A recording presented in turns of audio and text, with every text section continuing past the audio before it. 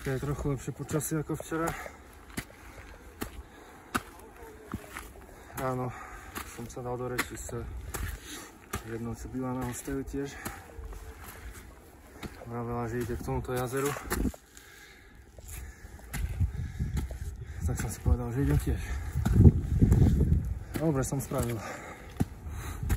Asi si ešte buchnem ďalšie 3 noci a potom sa opýtam znovu, že či je možné si požičať stan a kokociny a ísť na ten UMU circuit. Keď nie, tak pôjdem do piče.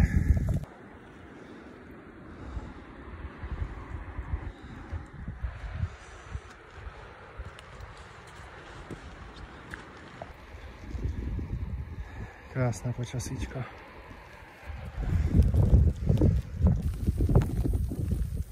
Tak, sme na konci chodníka. Tu už je iba ľadovec. No a stálo to za to sa sem hore jebať. Keď piču vidieť.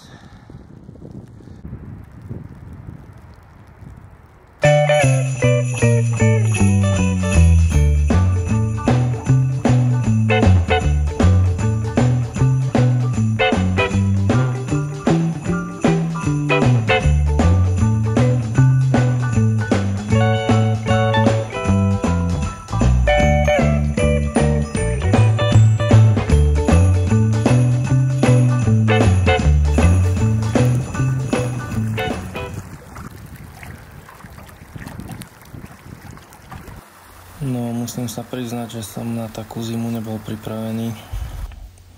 To, že tam snežilo, bolo ešte v pohode, ale potom som po lese behal s Kirsten a popri tom poprchávalo. Zároveň fúkal vietor, patagónsky vietor a tá zima sa dostane až do kosti. Zmokol som do nitky a premrzol som do kosti. Snažil som sa niekam schovať, ale veľmi nebolo kam. Na chvíľu som zaliezol do miestneho pajzla, ale každú chvíľu nám mal odísť autobus, takže som ho nechcel prepásť. Konečne nás šofér pustil do autobusu a sedeli sme tam, ale dvere na ňom boli otvorené, aby ľudia vedeli, že môžu vojsť. Takže sme tam iba ďalej mrzli.